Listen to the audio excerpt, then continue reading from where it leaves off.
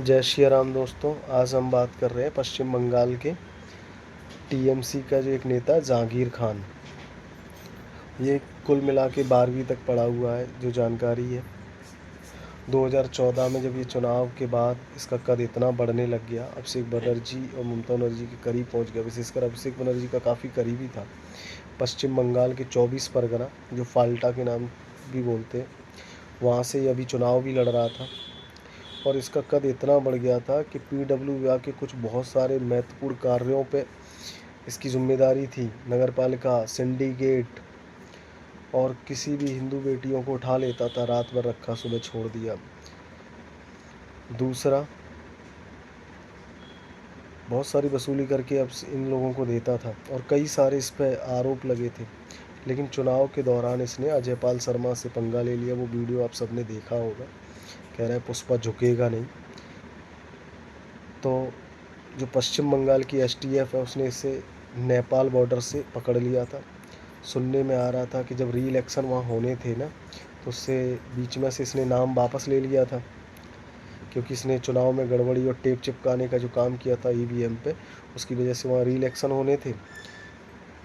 फिर क्या था कि जब पता लगा कि भाई शुवेंदु अधिकारी मुख्यमंत्री बन चुके हैं, तो इसने अपनी नेपाल में सेटिंग बैटिंग बिठा के नेपाल भागने वाला था।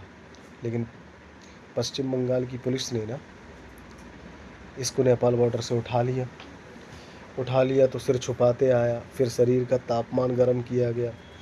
फिर पब्लिक डिमांड पे इसको एक दिन आधे कच्छे में घुमाया। अंडे वंडे भी पड़े, पिटाई तो इसकी हुई, तो सारा कुछ चलने से पता लग ही रहा था। फिर दूसरे दिन पब्लिक ने कहा यार मज़ा नहीं आया। फिर अगले दिन जब इसको घुमाया तो हाथ जोड़ता हुआ नज़र आया। तो इस तरह की सरकार अगर काम करती है ना, तो पब्लिक बहुत खुश होती है। जो पंचर लगानी चाहिए थी, उसे इतनी बड़ी जिम्मेदारी ममता बनर्जी और टीएमसी ने दी। जो चलता था तो 22+ सरकारी खर्चे पे 22+ कैटेगरी की सुरक्षा में चलता था। और जो 24 परगना था, अभिषेक बनर्जी का जो डायमंड हार्बर मॉडल था, ये सब संभालता था उधर का ही। खौफ इतना था कि कोई कुछ बोल नहीं सकता था। लेकिन धन्य है चुनाव आयोग, जिसने इस तरह इलेक्शन करवाए, तो जनता ने फिर एक स्वच्छ सरकार दी। और जिस हिसाब से शुवेंदु अधिकारी काम कर रहे हैं ना, तो बहुत ज़बरदस्त है। इसकी तो मैं कह रहा हूँ एक आध परेड और करा देनी चाहिए थी। लेकिन बड़ा अच्छा लग रहा था, लोग खुश थे, हाथ जोड़कर माफ़ी मांगता हुआ नज़र आ रहा था। ऐसा हर अपराधी के साथ होना चाहिए। अच्छा, एक और बात बता दूँ, कोई भी अपराधी बड़े आराम से बंगाल का पकड़ा जा सकता है। बिहार में सम्राट चौधरी, यूपी में बाबा है, तो कोऑर्डिनेशन अच्छा है।